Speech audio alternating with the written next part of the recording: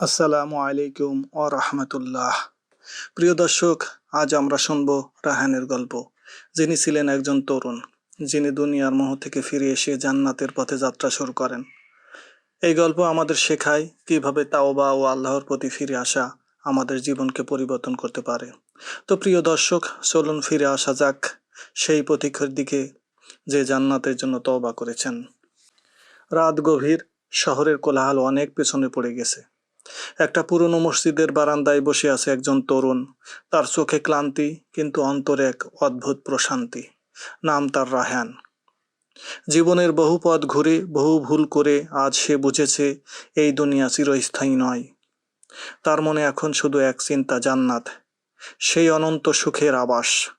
রায়হান আগে ছিল এক সফল ব্যবসায়ী, বিলাসবহুল জীবন, উচ্চাভিলাষী স্বপ্ন এবং দুনিয়ার মোহে আচ্ছন্ন।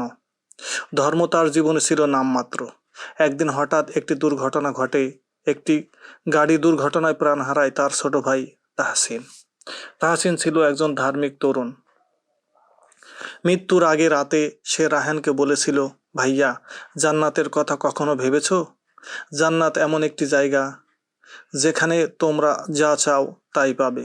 আল্লাহ বলেন, তোমাদের জন্য সেখানে যা চাও তাই থাকবে এবং সেখানে যা চাও তাই পাবে। সূরা ফুসসিলাত আয়াত ৩১। রায়হান তখন গুরুত্ব দেয়নি, কিন্তু সেই দুর্ঘটনা তার ভেতরটা ভেঙে দিল। এরপর শুরু হলো তার পরিবর্তনের যাত্রা। রায়হান তার ব্যবসা গুটিয়ে গ্রামের এক আলিমের কাছে যান। সেখানে তিনি প্রথম জান্নাত সম্পর্কে গভীরভাবে জানতে শুরু করেন। আলিম বলেন, জান্নাত এমন এক স্থান যেখানে ক্লান্তি নেই, কষ্ট নেই। আল্লাহ তাআলা বলেন, তারা সেখানে চিরকাল থাকবে, কখনো সেখান থেকে সরবে না। সূরা হিজর আয়াত ৪৮। রায়হান বিস্মিত হয়ে জিজ্ঞাসা করল, সেখানে কি আমরা আমার পরিবারকে পাবো? আলিম উত্তর দিলেন, হ্যাঁ, যারা ঈমান ও নেক আমল করে আল্লাহ তাদের পরিবারকে একত্র করবেন। সূরা তুর আয়াত ২১। এক রাতে রায়হান স্বপ্ন দেখল, সে হেঁটে চলেছে একটি উপত্যকার ভিতর দিয়ে। হালকা সুবাসিত বাতাস, স্বচ্ছ নদী, সোনার মতো আলো এবং এমন এক প্রশান্তি যা দুনিয়ায় কখনো পাওয়া যায় না। হঠাৎ এক ফেরেশতা এসে বলল, স্বাগতম জান্নাতবাসী। তাকে একটি প্রাসাদ দেখানো হলো, যার দরজা মুক্তার তৈরি। আর ভেতরে প্রবেশ করতে সে দেখল তার ভাই তাহসিন একটি ঝর্ণার পাশে বসে আছেন। তাহসিন হাসি মুখে বলল, ভাইয়া, কোরআনে বলা হয়েছে তোমাদের প্রতিপালক জান্নাতের খবর দিয়েছেন, যার নিচ দিয়ে নদী প্রবাহিত হয়।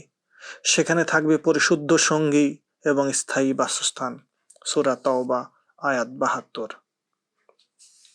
জান্নাতের বর্ণনা দিতে গিয়ে রাসূলুল্লাহ সাল্লাল্লাহু আলাইহি ওয়াসাল্লাম বলেছেন, আল্লাহ বলেন, আমি আমার বান্দাদের জন্য এমন কিছু প্রস্তুত করেছি যা কোনো চোখ দেখেনি, কোনো কান শোনেনি এবং কোনো মানুষের অন্তরে আসেওনি। বুখারী মুসলিম। রায়হানের তওবার পর অনেক কঠিন সময় আসে। তার পুরনো বন্ধুরা তাকে ত্যাগ করে, ব্যবসায়িক ক্ষতি হয়, কিন্তু সে বলে, আমি দুনিয়ার বদলে জান্নাত বিক্রি করব না। সে দিনে ৫ ওয়াক্ত সালাত শুরু করে, রমজান মাসে রোজা রাখে, এতিমদের সাহায্য করে।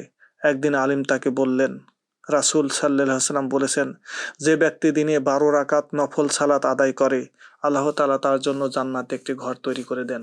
মুসলিম।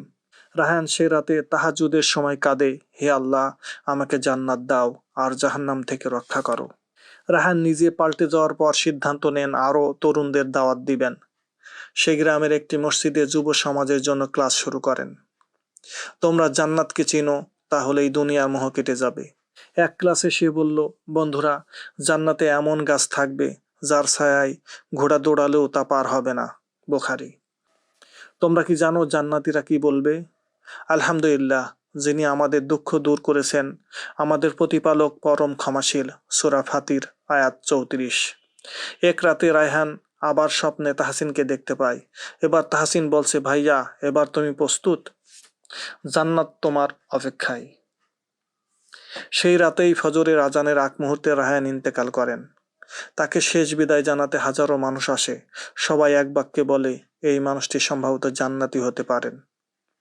তিনি জীবনে অনেক ভালো কাজ করেছেন। এই গল্পটা শুধু রায়হানের না, এটা আমাদের সবার, প্রতিটি মুসলমানের হৃদয়ে সেই আশাটা আছে জান্নাতের, সেই চিরন্তন সুখের প্রতিশ্রুত জায়গায়। কোরআন ও হাদিস আমাদের জানায় কিভাবে আমরা সেই জান্নাত অর্জন করতে পারি। আল্লাহ বলেন, তখন যাকে জাহান্নাম থেকে দূরে সরিয়ে জান্নাতে প্রবেশ করানো হবে সেই সফল কাম। আর পার্থিব জীবন তো শুধু প্রতারণার সামগ্রী। সূরা আল ইমরান আয়াত 185। এই ছিল রাহানের গল্প, একটি অনুপ্রেরণামূলক যাত্রা যা আমাদের মনে করিয়ে দেয় জান্নাতের পথ কখনো বন্ধ হয় না। আল্লাহর করুণা ও ক্ষমা আমাদের জন্য সর্বদা উন্মুক্ত। আসুন আমরা সবাই আল্লাহর পথে ফিরে আসি এবং জান্নাতের জন্য প্রস্তুতি গ্রহণ করি। প্রিয় দর্শক, যদি ভিডিওটি আপনার হৃদয়ে সামান্য দাগ কেটে থাকে তবে একটি লাইক দিন, আপনার মতামত কমেন্টে লিখুন এবং ভিডিওটি প্রিয়জনদের সঙ্গে শেয়ার করুন। নতুন নতুন ইসলামিক কন্টেন্ট পেতে আমাদের চ্যানেলটি সাবস্ক্রাইব করুন। আল্লাহ হাফেজ।